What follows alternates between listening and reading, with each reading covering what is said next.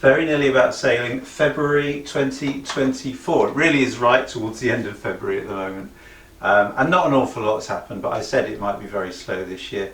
And I've tried to get medication and things balanced, which I think I have. I'm always too optimistic about these things. I always think it's going to work out better than it is. But that's okay, don't mind about that. What I've been doing this month is doing a few things with the workshop to get it ready, because it's been miserable and horrible and the weather's been awful. Excuses. It looks like, I'm looking around me at the moment, I'll show you a view in a second. In fact, I'll do a little insert now. Right, so this is the messiest area down here, and I don't know if you can see it, but in the corner there, that's a lot of sort of the wood that's going back into Serenity, as is some of the stuff stacked up here. The stuff under the tall pile, in fact all of that area where my hand's covering now, pretty much all of that's going back into Serenity. I never throw away any wood, so I've got loads of scrap bins of wood that I need to sort out. Bike tents. Oh, story about the bike actually. I'll do that in a second. It started to go wrong, and I stuck to one of my old principles of how to fix things. And when everything was looking at the bleakest, it actually came off. So I'll cover that later, because I did take some video. I actually did it just before Christmas. Other things I've got here. I've got some pallet wood. I'm not going to be one of these challenge people that does a lot of sort of stuff out of free wood, but I need to make a bookshelf, and I thought I'll get some pallet wood. I've also got a new toy, which is this thing. It is a bandsaw. I've got some new blades for it. It needs a little bit of smartening up. I just need that for particular projects. The other thing that I've done is I've actually got my act together, and I've made a little trolley on casters. It's locked at the moment, so it won't move, with a cyclone attachment. So I will still wear a face mask. It's not perfect, but it's really good and effective. I'll show, when I do the full workshop tour, I'll show you just how well this works. I'm really surprised. That was just a cheap thing off Amazon. Metal bucket, which is sort of airtight, drilled a hole in the top, fitted it up, looks fine. Moved the sawhorses to over there. I was sorting through wood. I've actually got some really quite decent wood. I've got some, he says, not being able to find it. I thought I had some decent sapele in there somewhere. Hang on. Yeah, look at that. I had that left over from the handrails, and I've got quite a bit more of it, so I've got to think of a specific project for that. That might well find its way back in the boat. I'm doing a project at the moment where I need to put some bits of wood together, and I'm actually going to use these things. I haven't got a sort of biscuit cutter or anything, but I'm actually going to do that. I might show that in this video, because it's just a way of kind of holding long boards together while you're clamping them using dowels. Is it going to work? Don't know. What I've got to do next is I've got to make loads of jigs for this thing, for the table saw. So pretty much all of March is going to be doing that, and hopefully at the end of that next video will be me having made the jigs. Whether or not, the other thing I need to do is to convert this so that it will work as a router table. I've fitted the router underneath. I know it fits. I've just got to do a little bit of work to do. That might be a little bit much to do all of that for March, but we shall see. Who knows? Yeah, so a little bit messy, but even with it messy, I can do stuff which I never could before, because I've got this, 2 foot off the wall ruling that's kind of working out. So this bike then, what's it called? It's a Kudos Secret folding bike, and I've reviewed it briefly ages ago to show how easily I could get it onto the boat, because it weighs about the same as an outboard motor, and it folds up so I can put it in the quarter berth area, and it's been brilliant, absolutely brilliant. I love it to pieces. It will do between about 17 and 22 miles depending on how fast you go and what sort of hills you're going up. Now it started to become very tricky, and it started to sort of cut out and almost like go into emergency mode. So I googled it to find out. It's way out of its warranty. I googled it to find out what might be going on, and all of the answers seem to say it's probably the control unit, which is sort of inside the frame. Take that out, get a new one, or you could take the existing one apart and check the FETs, field effect transistors, field effect transducers, and see if they're working and replace those. So I thought, yeah, okay, let's do that. Let's get a new one, put it in and see what happens. Remember this wooden stand thing? It was the first thing I tried to make with actual right angles when I got my right angle thing, what's it called, speed square, and so on. And I actually thought, because I did it because I needed to adjust the gears, I thought on the bike, I thought actually I've used that now, it's taking up too much space, I'll take it apart and throw it away. No, it's actually proved useful because I've got a problem with the controller, and what I've done is I just shoved a stick in there halfway at the post, and it's as solid as a rock. I'm probably going to cut it so it's a little bit narrower, and then I can clamp it to the bench, which was always one of my ideas. But yeah, it pays off to make stuff that works. I'm just beginning to learn this, Right, the problem being, of course, is that I haven't got a clue what any of this does. Now, the fact it's a folding bike is great because it means all of this gubbins is shoved down one end of the tube, and then the battery, which I've got leaning up against the side of this just so I can get it to work, is there. And of course, as soon as I've done this, it started to work. But I'm still suspicious. So if I switch it on, the wheel goes round on speeds 1, 2, 3, back to speed 1.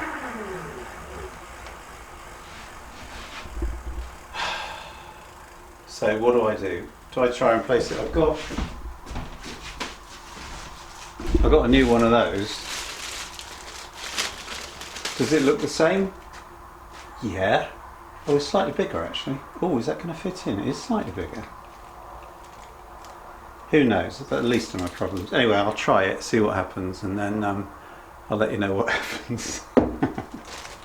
You've got to give it a go, haven't you? Got to give it a go. Right, so I genuinely haven't tried this yet. This is the old one, and what I basically did, the ones that were obvious, the big thick wires, I took those off first and then replaced them one at a time with the only ones that would fit. And I've noticed this certainly in a lot of Japanese electronics, and I'm pretty sure it's the same with Chinese electronics, because these are Chinese.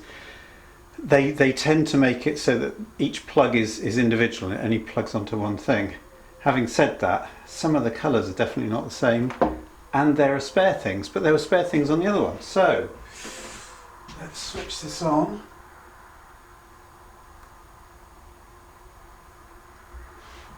That's switched on. Let's twist the throttle. Did I switch it on?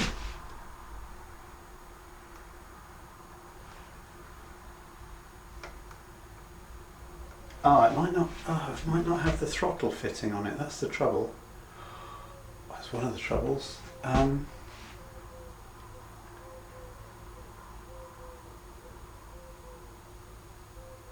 Sorry, what you can hear, this silence that you can hear, that's me thinking. Use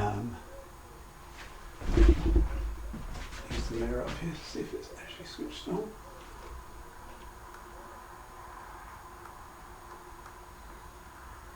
It's not powering on.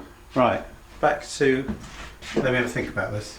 So basically, that was a complete and absolute failure. But then what I did, there's a principle that I came across ages ago. There used to be a comedy series with a very young looking Robert Lindsay called Citizen Smith. And he was a young sort of ne'er-do-well. And him and a mate went to Spain, I think it was, on an old Lambretta scooter. And they broke down at the side of the road and they couldn't figure out what was going on. They tried everything, they couldn't fix this scooter. Meanwhile, the Spanish customs turned up and thought they were smuggling something, whether it's drugs, contraband or whatever. And they proceeded to then strip the scooter down completely, take all the parts off, search everything, couldn't find anything, put it all back together, and of course you've guessed it, the scooter started and it worked. So, and I saw that years ago when I was quite young, and that's always stuck with me. And I've tried a few times. I tried when my camera broke down, I took it apart, put it all back together, and it didn't work. I tried it with the television, and it did work. And very often all you have to do, and basically what I did is I put the old control unit back in the bike, and I think something had come a little bit loose, whether it's one of the 5-volt control wires and it was going into this emergency mode, or one of the bigger wires, and putting it all back in firmly and properly and so on. It's been perfect ever since. That was about 2 months ago that I shot that video. So there's a principle for you. Never ever throw anything away without trying to fix it. And if you take it apart and can't find a problem, still put it back together, because it might well work. Leave comments down below if you've done anything like that, because I've done this several times of taking things apart, putting it back together, and it's worked. But anyway, I'm really glad to get the bike back, because it's been super, and it will be great on the boat as well. It was reasonably cheap for an electric bike. I don't know if you can get them anymore. There's another brand that's come out called Whisper, which is about the same size with bigger wheels, which is good. So if I can afford it at some point, I might upgrade to one of those. I think they're also quite good. They're about £1,500, about, less than that dollars. Anyway, so that's the story of the bike. Right, so I really don't think I've got this clamped up properly, but the key thing is that if I drill a hole in that one, I'm going to use the 6mm one in that one, I know the holes are in line across the wood and they're at the same distance from the side. I've put that tape on slightly wrong. I need to stop at ½ centimetre before that, but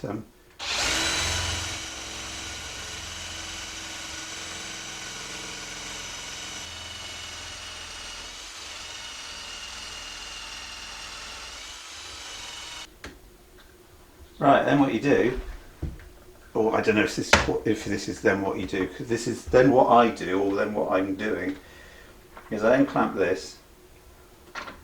I'm going to do 3.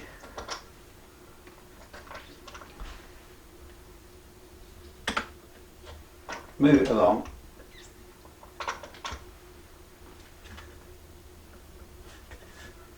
To anywhere really, it doesn't matter where it is. So it's there.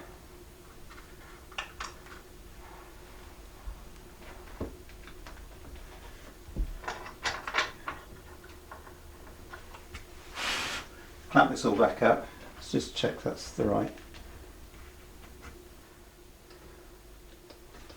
So, as we were.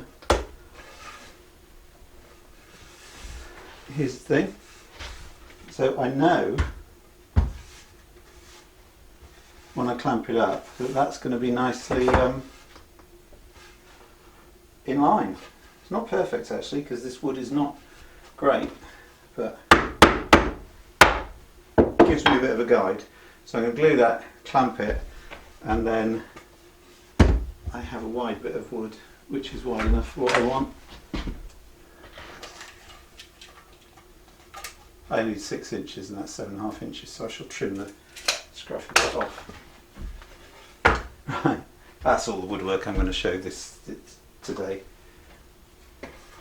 Not the most difficult thing in the world, is it? But it's good to get back into. I've got to make a cabinet actually. I will show you what the cabinet looks like once I've done it. And to make that cabinet I do need to make a couple of jigs, so I will actually show how the jigs work on the table saw. Okay, so as I promised, not an awful lot going on this week, but this month, February. February is a short month. I hate February. We've actually got a really nice day today, but it hasn't been like this. So my next few jobs that I'm going to do, and I might video some bits of some of them, I might not, is to get I have a project to make, which is why I'm gluing those 2 pieces of wood together. That's for somebody else, by the way, they've asked for it. I'm going to get the jigs and so on made for the table saw, and I need to do that. There's two specific. I need a cross-cut jig, and I need something for cutting wood that's standing upright.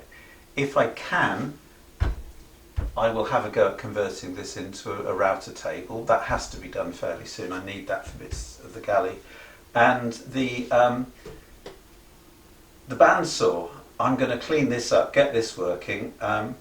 There's a few projects that I need this for, but not that many. And to be quite honest, I can't remember how much it was. It was cheap.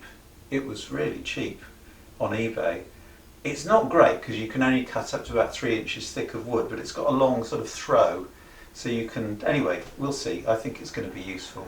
And then what I will do next month is I'll it'll give me the incentive to tidy up, and I'll give you a complete workshop tour. But even though it's scruffy at the moment, it's actually more usable than it's ever been before, so I'm very, very happy with it. Right, couple of days time, it will be spring, and then we can forget all this horrible winter stuff. Have a good one, and I will see you then.